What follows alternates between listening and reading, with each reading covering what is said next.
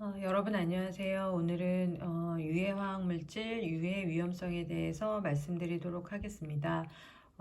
이 자료는 지난번 강의 때 그 파일이 잘 안 열려가지고 그 조금 미진했던 그런 내용인데요. 오늘 자료 다시 보완해서 강의하도록 하겠습니다.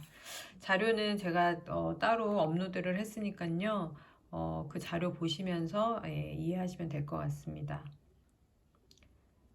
앞부분은 그 내용적인 충분히 이해하실 수 있으니까 한번 읽어보시면 될 것 같고요.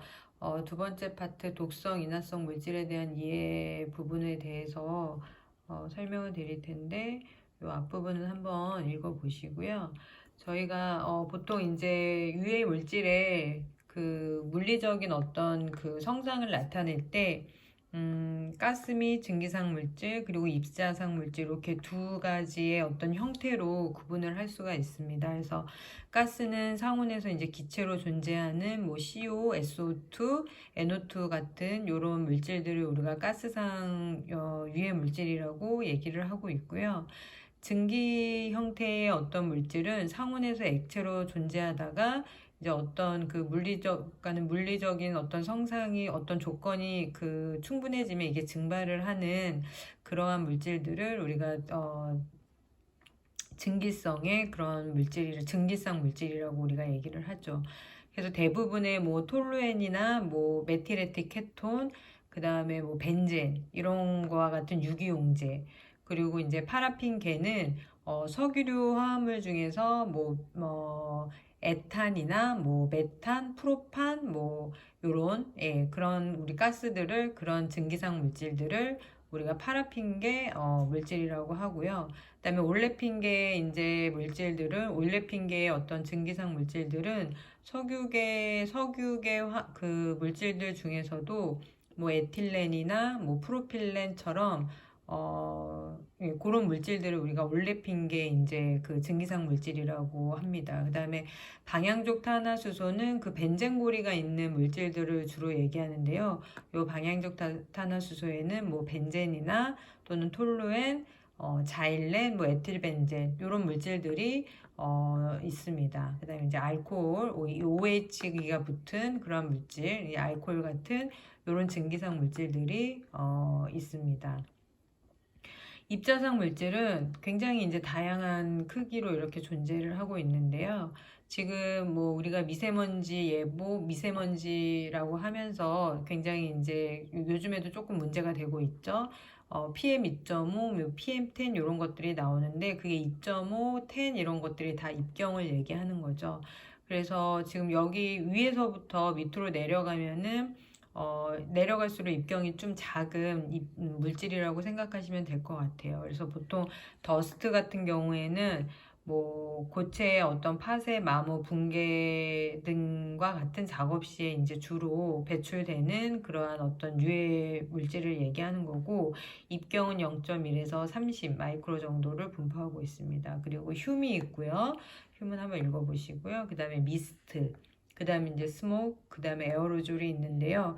우리가 이제 스모그하고 에어로졸은 좀 구분을 좀 해야 될 것 같아요. 그러니까 에어로졸 같은 것들은 굉장히 이제 미세한 입자들이 공기 중에 뒤섞여 있는 상태라는 것을 얘기하거든요.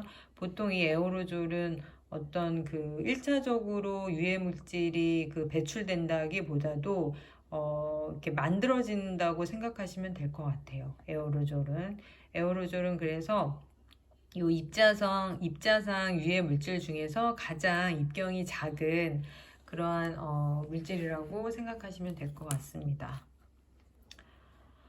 우리가 이제 유해 물질의 어떤 독성을 이해하려면 이제 독성이라는 것이 무엇인지를 이제 이해를 하셔야 될 것 같아요. 그래서 독성이라는 거는 정의를 내리자면은 생체 조직을 손상시키는 물질의 능력을 우리는 독성이라고 얘기합니다. 그래서 이 독성이라는 거는 얼마만큼의 그 어떤 그 물질이 가지고 있는 그 유해한 그런 정도가 사람이나 어떤 뭐 동식물이죠. 동식물에 노출이 됐을 때 건강에 얼마만큼 위험을 주는지를 볼 때 우리가 독성을 생각하게 되죠. 그래서 이 독성 수준은 이 화학물질의 그 성질이나 감수성, 투여량에 따라서 이 수준은 달라질 수가 있죠. 이 감수성은 지난 그 시간 때도 제가 설명드렸듯이 사람마다 그 어떤 물질에 따라서 반응하는 정도는 다 달라요. 사람이나 뭐 이렇게 식물이나 그 반응하는 정도가 다 다르기 때문에 이런 감수성이 존재하게 되죠. 그리고 화학물질도 그 물질에 따라서 뭐 어떤 물질은 굉장히 독성이 어떤 유해성이 높은데 어떤 물질은 반면에 유해성이 낮을 수도 있죠. 그렇기 때문에 그 화학물질의 성질이나 감수성, 그 다음에 양, 이거에 따라서 이 수준은 달라질 수 있고요. 그리고 같은 수준의 노출에도 물론 다르게 반응할 수 있죠. 그래서 여기에는 이제 양적인 문제, 그 다음에 침투가 어디로 이제 침투가 됐나, 그 다음에 어떤 그 동식물의 종의 차이, 이런 거에 따라서 다르게 반응할 수 있다는 겁니다. 우리가 보통 그 여러 법들 중에서 이런 독성 물질들을 정의를 하고 있는데요. 먼저 화학물질관리법에서는 환경부에서 그 관리하고 있는 화학물질관리법에서 이 독성 물질은 저희가 이제 유독물질이라고 해서 유해 화학물질 중에서 이제 유독물질이라고 해가지고 지금은 이제 841개인데 아마 이게 거의 한 900개 이상이 될 거예요. 900개 이상 지금 현재 그 2020년 개정된 걸로는 거의 한 1000개에 육박할 거예요. 예, 그 정도 물질이 이제 유독 물질로 이제 지정이 되어 있고요. 그 다음에 고압가스 안전관리법, 이거는 이제 어디죠? 산업안전통상자원부에서 관리하고 있는 이 고압가스 안전관리법에서는 독성 가스로 이제 규제를 하고 있습니다. 관리를 하고 있고요. 그 다음에 이제 산업안전보건법에서 이건 고용노동부죠. 산업안전보건법에서는 급성 독성 물질로 해가지고 거의 이제 이거는 이제 치사량 같은 이런 단위를 이용해서 독성 물질에 대해서 관리를 하고 있고 정의를 하고 있습니다.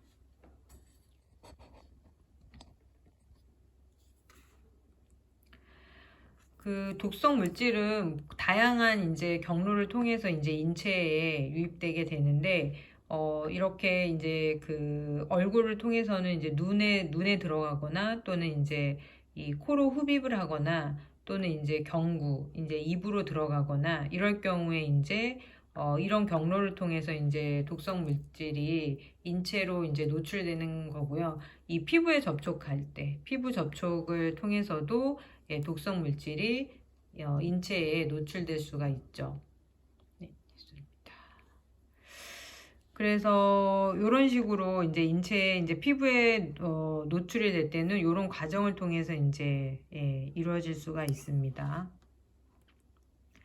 흡입은 보통 이제 호흡기를 통해 이제 인체에 유입될 경우에 흡입이라고 우리가 얘기를 하는데요. 가장 흔한 노출 경로죠. 그리고 굉장히 이제 손상이 심한 경우가 많습니다. 그래서 주로 가스 형태 또는 증기 형태, 에어로졸 미스트, 분말 형태의 어떤 유해 물질일 경우에 이런 흡입 경로를 통해서 독성 물질에 이제 노출되는 경우가 많고요. 중요한 거는 이렇게 흡입된 물질이 우리 몸속으로 들어오게 되면은 여러 가지 혈류를 통해서 다른 내장 기관으로 이제 전달될 가능성이 있기 때문에 굉장히 이제 유해할 수가 있는 거죠. 그래서 이렇게 전달이 되게 되면 호흡기가 마비되거나 혈액의 산소 운반 능력이 저하되면서 몸에 이제 치명적인 영향을 미칠 수 있고 상기도 및 이런 하기도에 영향을 줄 수가 있습니다. 그리고 이제 흡수는 이제 피부를 통해서 인체에 유입되는 그런 어떤 노출 경로를 얘기하는 건데요. 이제 통증이나 자극을 어떤 징후로 생각해서는 안 되고요. 가장 빠른 노출 방법 중에 하나라고 볼 수가 있어요. 그러니까는 독성 연기, 입자 형태 또는 가스 혹은 중기가 눈에 직접 접촉을 통해 흡수되는데 이럴 경우에는 이제 가장 빠른 노출 방법 중에 이제 하나라고 이제 볼 수가 있죠.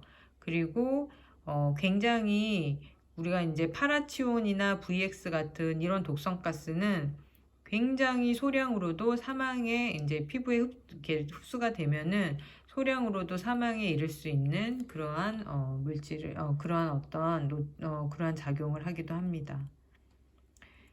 그리고 이제 노출 경로 중에 섭취는 뭐 입이나 타액에 섞인 채로 삼켜서 흡입된 화학 물질, 이럴 경우에는 우리가 이제 섭취라고 얘기를 하고요. 이제 접촉이라고 얘기했는데 여기서 이제 직접적인 접촉은 이제 부시성 물질 잘 아시죠? 뭐 산 같은 그런 부시성 물질은 접촉 부위를 즉각적으로 이제 손상시킬 수가 있죠. 뭐 이제 화상 같은 걸 입을 수 있으니까요. 그리고 산은 수분에 대한 강한 친화력을 가지고 심각한 피부 및 기도 화상을 입힐 수 있죠. 뭐 잘 아시겠지만 요 산 같은 경우에다가 뭐 물을 직수로 이렇게 부어버리면 그 흉이 굉장히 많이 발생하게 되고 그 흉이 뭐 피부에 닿아도 굉장히 위해할 수 있고 그 다음에 이제 호흡을 해도 굉장히 위해할 수가 있죠. 그래서 이제 피부 기도화상 이런 것들이 입힐 수 있고요. 그 다음에 알칼리성 물질은 지방과 지질을 용해시켜 비누화 반응으로 고형 조직을 미끈거리는 액체로 변형시키기도 합니다. 여러분 뭐 집에서 이제 이제 락스죠. 락스 같은 거 이제 이렇게 써보시면은 이렇게 손으로 만져버리면 예 미끈거리는 그런 막 그러면서 조금 약간 좀 그런 느낌이 있죠. 네. 그리고 산은 일반적으로 표면 조직에 더 큰 손상을 가하는 반면에 염기는 더 깊은 손상을 일으키므로 화상 치료가 더 지연될 수도 있습니다.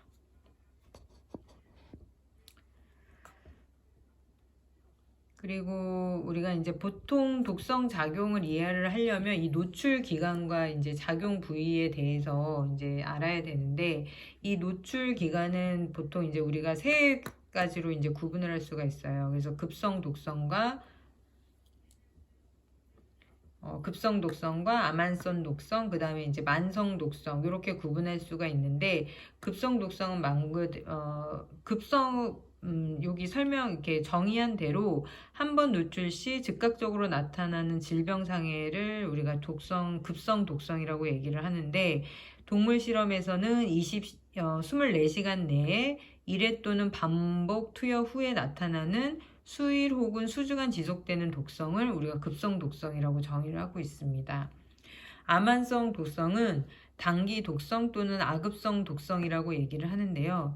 요거는 요 급성 독성에 비해서는 이제 조금 어떤 시간적인 경로 노출되는 시간이 조금 더 길죠. 그래서 1일 이상 3개월 미만 연속적인 노출로 나타나는 독성을 우리가 이제 암환성 독성이라고 얘기를 하고 있습니다. 그리고 만성 독성은 장기간 반복 노출 시에 나타나는 질병을 우리가 이제 만성 독성이라고 얘기를 하고요. 동물 실험에서는 보통 이제 3개월 이상, 1년 이상 투여 후에 독성 효과 반복 투여 독성이라고 얘기를 합니다. 이제 뭐 작용 부위는 이제 뭐 국소, 그 다음에 전신 이렇게 있는데 요거는 국소는 말 그대로 이제 화학물질에 노출된 부분에 한정해서 나타나는 독성을 얘기하는 거고요. 그 다음에 전신 독성은 이 노출 부분뿐만 아니라 장기 혹은 기관까지 영향을 미치는 독성 작용을 얘기하는 겁니다.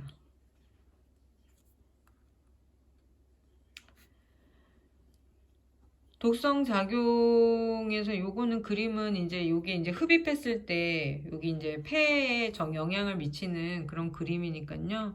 요거는 한번 읽어보시면 한번 보시면 될 것 같고요. 그 다음에 우리가 이제 화학물질의 유해 위험성을 우리가 이제 보려면 유해성 구분을 한번 봐야 돼요. 유해성 구분은 이제 보통 화학물질에서 몇 가지로 구분을 하고 있는지 요거 거의 이제 제가 설명을 한번 드렸었는데 이렇게 구분은 이렇게 크게 세 가지로 구분할 수 있다고 그랬죠. 그래서 물리적 위협성과 그 다음에 건강 유해성, 그 다음에 환경 유해성. 그래서 이런 유해 위험을 우리가 구분을 하고 있다고 했습니다. 그래서 물리적인 위험성을 우리가 17가지 분류로 해서 이렇게 유해성 분류 항목을 정하고 있고요.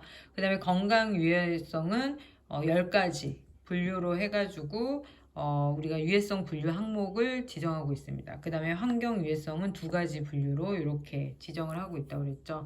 그래서 물리적 위험성의 17가지 그 분류 항목을 보면 뭐 폭발성 물질이냐, 인화성 가스, 에어로졸, 산화성 가스부터 시작해서 17번 둔감화된 폭발성 물질 이렇게 17가지로 분류가 되고 있고, 건강 유해성은 급성 도성, 뭐 피부 부식성 자극성, 심한 눈 손상, 눈 자극성, 그리고 10번째 흡인 유해성 이런 식으로 해서 10가지로 이제 분류가 되고 있고요. 환경 유해성은 한번 설명드렸죠. 수생 환경 유해성, 그 다음에 오존층 유해성 이렇게 2가지로 이제 분류해서 항목이 있다고 말씀드렸습니다. 물리적 위험성을 이제 하나하나 좀 보면은 이제 폭발성 물질은 이거는 이제 제가 지난 시간에도 조금 설명을 드려서 요건 한번 쓱 보면서 넘어갈게요. 그래서 뭐 폭발성 물질에 대한 부분이 이렇게 나와 있고, 이 폭발성 물질에 해당되는 그런 물질들을 이렇게 예시로 나타나고 있죠. 그래서 이런 불안정한 폭발성 물질 등급이 이런 등급으로 이제 나타나어 있고, 이런 것들의 취급 방법도 이렇게 나와 있습니다. 이건 한번 읽어보시면 될 것 같고요. 그 다음에 이제 에어로졸도 한번 읽어보시고, 고압가스도 읽어보시고요. 그 다음에 이제 뭐 산화성 가스, 그 다음에 산화성 액체, 산화성 고체, 이런 게 다 물리적인 위험성에 따른 유해 분류를 나타내는 겁니다. 17가지 중에. 그 다음에 인화성 가스, 인화성 고체, 그리고 인화성 액체, 그리고 자연 발화성 물질, 자연 발열성 물질, 그리고 자연 반응성 물질 이렇게 쭉쭉 이제 이렇게 계속 설명이 되고 있죠. 그리고 이제 건강 유해성 부분에는 이제 피부 부식성 자극성, 그래서 요거는 이제 피부에 4시간 동안 직접 노출됐을 때 나타나는 피부에 손상되는 정도를 나타내는 거고요. 그 다음에 심한 눈 손상 또는 눈 자극성은 눈 표면에 직접 노출시켰을 때 조직 손상 및 시력 저하가 되는 거, 이런 것들을 건강 유해성으로 분류하고 있고, 호흡기나 피부 과민성, 그 다음에 바람성, 예. 그리고 생식 독성, 그 다음에 생식세포 변이원성, 그리고 특정 표적 장기 독성이 있고 흡인 유해성, 이게 다 건강 유해성에 이제 되어 있는 설명을 드린 거예요. 그렇다면은 이제 다음은 이러한 지금 앞에서 설명드렸던 그 어떤 유해 그 독성 물질들을 이제 여러 가지 위험성 요인과 그 다음에 건강, 환경에 대한 이런 부분으로 해서 우리가 이제 분류를 했는데, 이런 것들을 어떻게 표시를 하는지 그런 것들의 사례에 대해서 이제 조금 설명을 드릴게요. 보통 이제 우리가 어떤 물질에 대해서 그 물질이 얼만큼 유해하고 얼만큼 위험한지 우리가 알 수 있는 정보는 굉장히 많다고 그랬어요. 그래서 이런 정보, 물질에 대한 정보를 알 수 있는 것들이 여러 가지 이제 그 물질 정보 시스템이라든지 물질 정보 시스템도 있는데, 그 중에서도 일반적으로 가장 많이 우리가 그 물질에 대한 정보를 얻을 수 있는 게 요 물질 안전 보건 자료인 MSDS죠. 그래서 MSDS의 개념에 대해서 이제 설명을 드리면, 이건 대부분 잘 아실 거예요. MSDS는 말 그대로 화학물질 및 화학물질을 함유한 대상 화학물질의 명칭, 구성 성분의 명칭 및 함유량, 안전보건상의 취급 주의사항, 건강 유해성 및 물리적 위험성 등을 설명한 자료입니다. 그래서 1번부터 시작해가지고 쭉 16번까지 16가지의 이제 그 항목들이 들어가 있어요. 그래서 뭐 화학 제품과 그 회사에 관한 정보, 그러니까 이제 말 그대로 그 물질에 대한 이제 제품이죠. 그 물질에 대한 이제 정보, 그리고 그 물질을 뭐 만든 그런 그 회사에 대한 정보가 이제 들어가야 되고, 2번째로는 얼마나 유해하고 위험한지 요거에 대해서 이제 설명이 있어야 됩니다. 그 다음에 그 물질에 어떤 그 제품에 어떤 성분들이 들어있고 그 성분이 얼마의 양으로 들어있는지가 표시가 돼야 되고요. 그리고 응급조치 요령, 그 다음에 폭발이나 화재 시 대처 방법, 그 다음에 누출 사고 시 대처 방법, 취급 및 저장 방법, 누출 방지 및 개인 보호구, 그리고 물리화학적인 특성, 안정성 및 반응성, 독성에 관한 정보, 환경에 미치는 영향, 폐기 시 주의사항, 운송에 필요한 정보, 법적 규제 현황, 그 밖의 참고사항, 이렇게 16가지가 들어있습니다.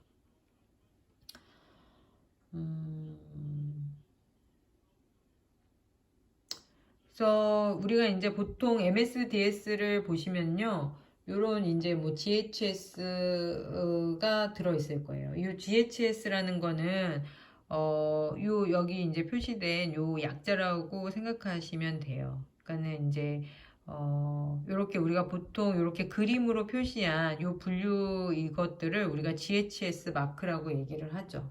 그래서 화학물질의 어떤 분류, 그 다음에 경고 표시, 그림 문자, 그 다음에 보통 이 GHS를 쓰는 이유는 이 MSDS 물질안전 보건 자료에 반영하기 위해서 우리가 GHS를 통용적으로 사용하게 됩니다.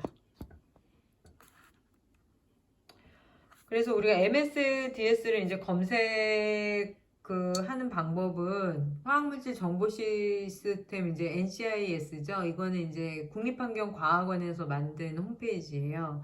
이제 보통 이제 화평법에서 이제 어떤 물질을 등록할 때 처음에 이제 제가 이제 화평법과 화관법의 어떤 분류 체계를 말씀드리면서 화평법이 이제 태생된 이유는 어떤 물질이 얼마나 이제 유해하고 위해한지 그거에 대해서 이제 등록을 하는 거라고 말씀을 드렸어요. 그래서 그런 유해나 위해한 정도를 파악해서 그 물질이 유독물질인지 또는 사고 대비 물질인지 또는 제한 물질인지 허가 물질인지를 결정해 주는 것들이 이제 화평법에서 하는 건데, 그러한 것들에 대한 어떤 그 물질에 대한 정보를 제공하는 게 이 화학물질 정보 정보 시스템이에요. 그래서 이거는 NCIS라고 해가지고 뭐 그 포털 사이트에서 뭐 화학물질 정보 시스템 이렇게 하면은 다 검색이 다 나오고요.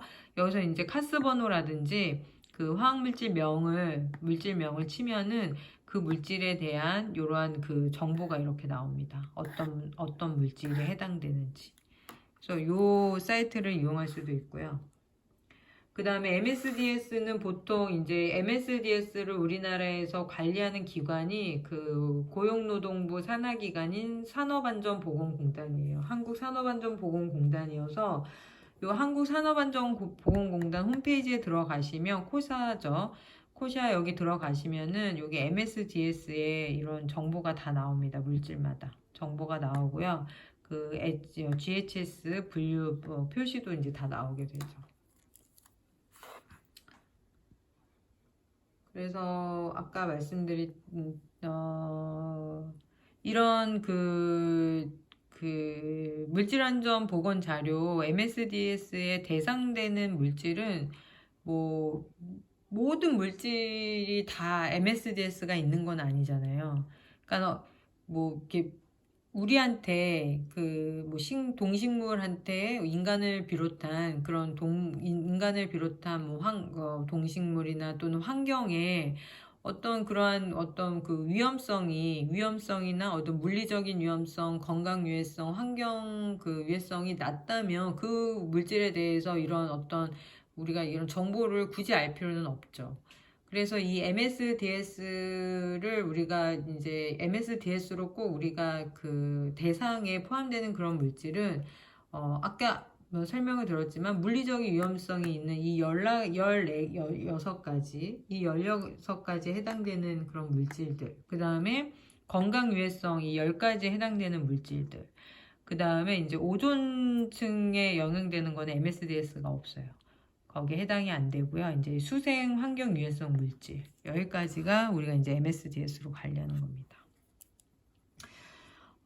GHS 그림 문자는 이제 MSDS에서 이제 우리가 그 물질이 앞에 이제 우리가 여러 가지 이제 물리적 위험성이나 그 건강 유해성, 그 다음에 환경 유해성에 해당되는 그런 물질들이 막 이렇게 말로 설명이 되어 있으면 우리가 그 어떤 표시를 할 때 굉장히 이제 그 한눈에 보기가 어렵잖아요. 그래서 이제 국제적으로 딱 그 통일을 한 거죠. 국제적으로 통일된 화학물질에 대한 어떤 유해성과 위험성에 분류하고 그 다음에 그거에 대한 경고를 주는 게 이 GHS 그림 문자라고 생각을 하시면 돼요.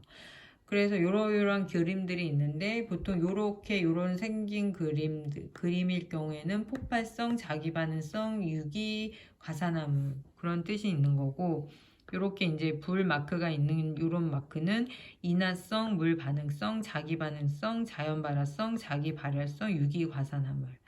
그리고 이렇게 요런 마크가 있으면 급성, 독성의 어떤 위험성이나 그러니까 건강 유해성이 있는 걸 얘기하는 거죠. 그 다음에 이렇게 이제 사람 호흡기의 그림이 있는 경우에는 발암성, 호흡기 과민성, 생식독성, 흡입 유해성, 생식세포 변이원성, 특정 표적 장기 독성.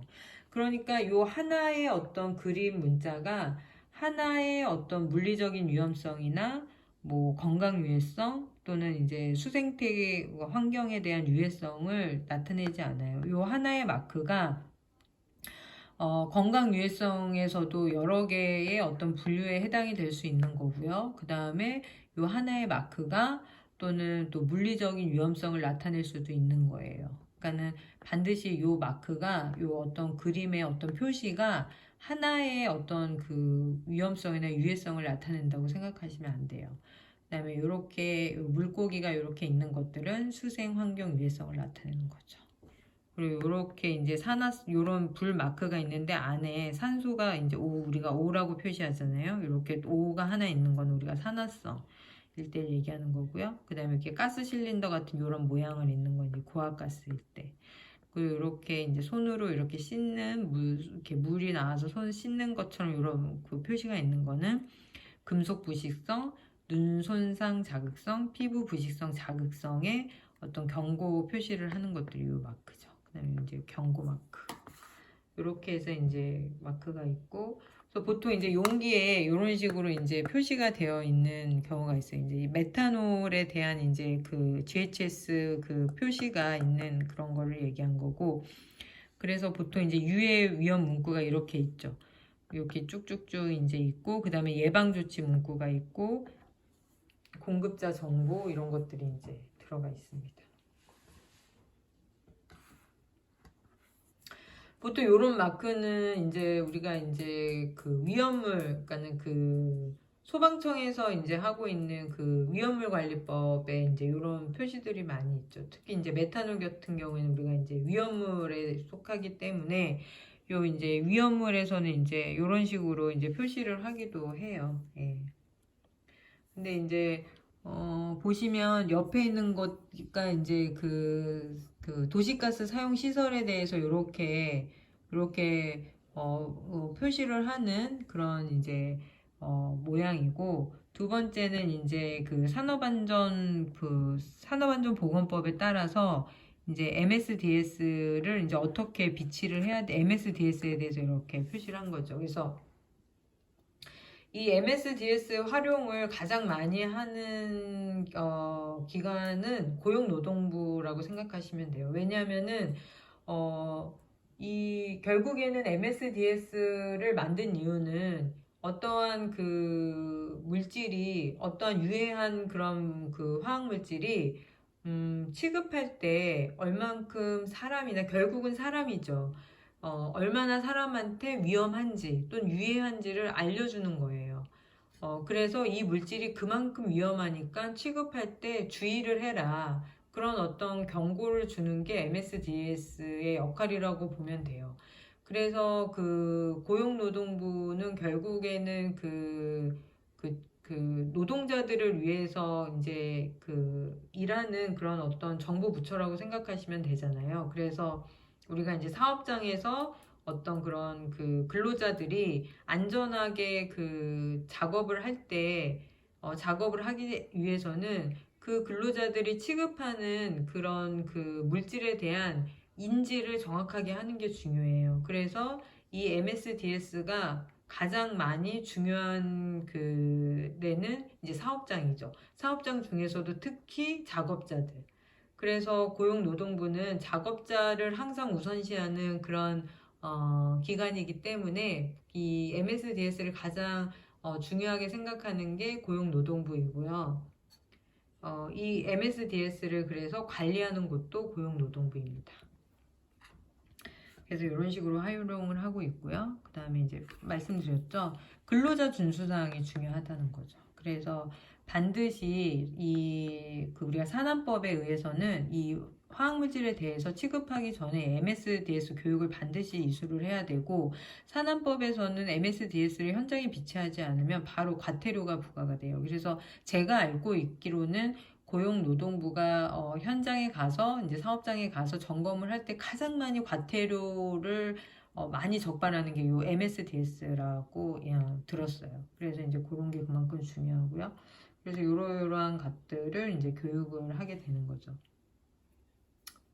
요거는 화학물질 정보 자료인 MSDS가 근로자에게 제대로 전달되지 않는다면 아무런 쓸모가 없다. 결국 MSDS는 누구를 위해 만든 건가? 그거는 이제 사업장에 있는 근로자들을 위해서 만든 거다. 이렇게 생각하시면 될 것 같아요. 그래서 화학물질 분리 표시, 이거는 이제 다시 한번 생각해 보자면 화학물질의 안전한 취급 및 관리를 위한 필수 요소이고 정보 전달을 위한 수단 중에 하나이다. 그리고 현장 근무자에게 가장 효과적인 정보 전달 수단이고 누구나 알 수 있도록 국제적으로 통일된 그림 문자를 사용한다.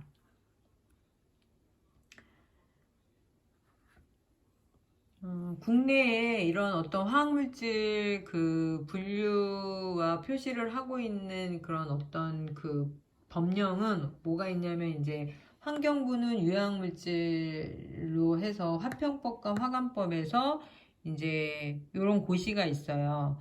그 화학물질의 분류 및 표시 등에 관한 규정이 있어가지고 이건 지난번에 제가 요 PPT 자료가 잘 안 돼서 이제 제가 한글 자료로 쭉 그 한글 서식으로 된 그걸 보여드렸어요. 그게 이 고시에 대해서 설명한 거예요.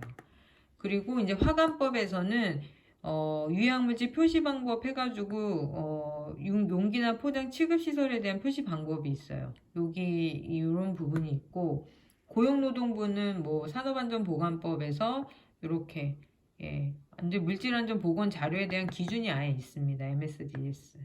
그리고 이제 소방청에서는 위험물안전관리법에 따라서 이제 유해성 분류 및 표시 기준, 요런 기준이 있어서 여기에서 요런 것들을 이제 표시를 하게 되어 있습니다. 그래서 지금 보시면은 이 오른쪽에 있는 게 우리 화관법, 화관법에서 이렇게 표시를 하는 거예요. 그리고 아마 이제 왼쪽에 있는 게 이제 이거는 이제 아마 위험물법에서는 이제 이런 식으로 표시를 할 수 있는데, 요거는 요 우리법에서도 이렇게 표시를 하게 되죠. 예. 그래서 화학물질 이런 식으로, 여기 있는 게 이제 위험물법에서 하겠네요. 톨루엔, 자일렌 이런 식으로 용기, 이 저장 탱크나 이런 용기에 이렇게 다 표시가 돼야 되는 거죠. 이것도 지금 이제 요거는 잘못된 분류 표시 라벨을 이렇게 한 거예요. 그러니까 앞하고는 조금 다르죠. 네, 한번 구분해서 보시면 될 것 같고요.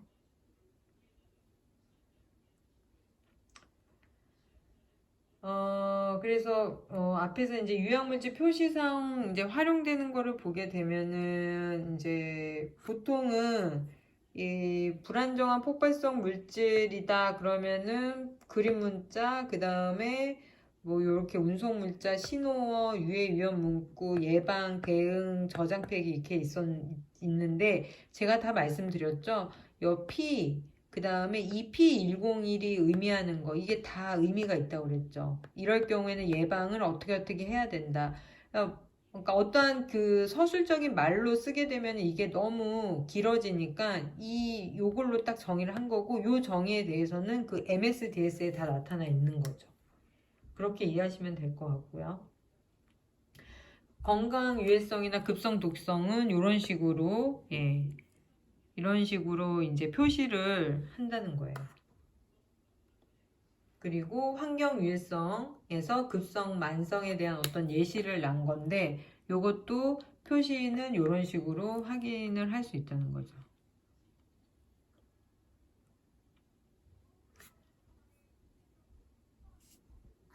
네, 그다음에 읽어보시면 될 것 같고요.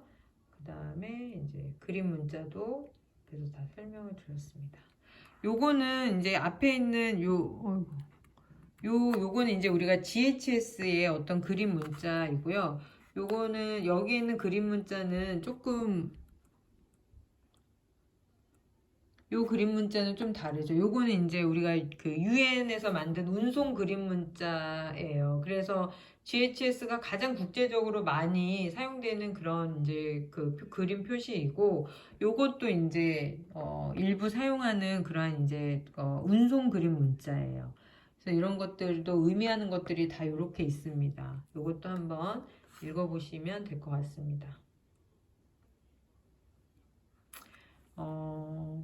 그 다음에 이제 표시사항의 구성, 그 표시사항 중에서 우리가 신호어라는 게 있어요. 신호어라는 거는 유해성 정도에 따라 위험, 경고 이렇게 분류를 해요. 요거를 이제 위험하냐, 위험, 경고 요거를 우리가 신호어라고 정의를 해요. 예. 그래서 만약에 위험, 뭐 경고 이거는 어떠한 그런 그 신호, 그러니까 신호의 개념이 뭐 잘 아시죠? 그래서 얘가 위험한지, 위험과 경고 어떤 이 두 가지 분류로 해가지고 신호를 준다는 거. 예, 그리고 여기 보시면은 아까 이제 요 H 코드에 이제 유해 위험 문구를 요 번호가 다 의미하는 게 다 다르다고 했죠. 그래서 이런 식으로 의미들을 한번 읽어보시면 될 것 같습니다. 그 예방조치 문구도 P로 시작하는 것들이 다 예방조치 문구라고 했잖아요. 그러니까 이 예방조치도 여기 보시면은 예방조치도 이제 그 의미하는 것들이 다 다르다고 했어요. 그걸 읽어보시면 될 것 같고, 이제 공급자 정보는 뭐 다 아실 거고. 유엔 번호는 이제 그 유해화학 물질별로 유엔 번호를 이제 고시를 한 게 있는데, 이것도 이제 그 아까 그 국립환경과학원에서 만들었던 그 물질정보 시스템 NCIS에 보면 이제 UN 번호가 고시되어 있어요. 이 UN 번호는 운송번호라고 많이 얘기를 해요. 운송번호라고 많이 얘기를 해서 얘는 보통 이제 차량 운반시설, 유해물질을 운반하는 그런 그 운반시설에는 이 UN 번호도 같이 우리가 표시를 하게 되어 있습니다.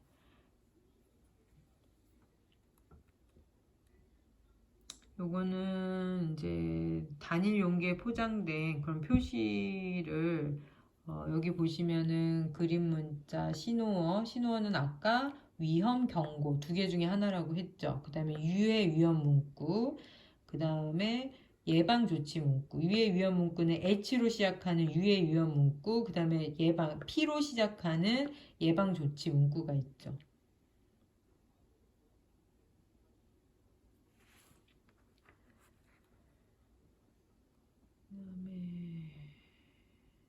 읽어보시고요. 보통 이제 이런 식으로 우리 화관법에서 이제 유해물질에 대한 보관 저장 시설, 진열 보관 장소에 요 취급 시설에 이제 표시하는 것들이 나와 있습니다. 그리고 이제 운반 차량에 이런 식으로 보면은 뒷면에 유해물질 이렇게 표시해야 되고 옆면에 이제 국제연합번호, 요게 이제 UN 번호죠. 그 다음에 이제 그림 문자 이런 것들이 이렇게 표시돼야 되고 이 사이즈까지 다 정해져 있죠. 규격이 다 정해져 있어요. 예. 여기 요 번호가 이제 UN 번호가 되는 거예요. UN 번호. 1톤 초과 운반의 경우 운송 그림 문자. 이거는 약간 GHS하고는 좀 다르죠? 마크가. 이거는 아까 UN에서 정한 운송 그림 문자입니다. 그러니까 그림 표시 방법이 조금 달라요. 이렇게 그림 표시가 조금 다를 수가 있습니다. 이런 식으로 표시가 됐고요. 네. 그래서 쭉 한번 읽어보시고, 네, 여기까지 제가 유해학 물질의 유해 위험성에 대해서 이제 설명을 드렸는데요. 이거 한번 이제 쭉 제가 설명드린 자료를 한번 읽어보시고, 제가 강의실에서도, 교실에서도 제가 이제 설명을 좀 드렸었는데, 좀 이해 안 되는 부분들이 있거나 그런 것들을 언제든지 저한테 질문을 해주시면 제가 그거에 대해서 답변을 드리도록 하겠습니다. 그리고 아직까지 발표 주제를 이제 정하지 않으신 분들이 많이 계세요. 지금 2분 정도 이제 주제를 선정하셔서 저한테 주셨는데, 나머지 분들도 그 주제를 선정하셔가지고, 주제 선정하셔서 저한테 어떤 주제로 할 것인지를 메일로 알려주시면 고맙겠습니다. 네, 그러면 오늘 강의는 이것으로 마치겠습니다. 감사합니다.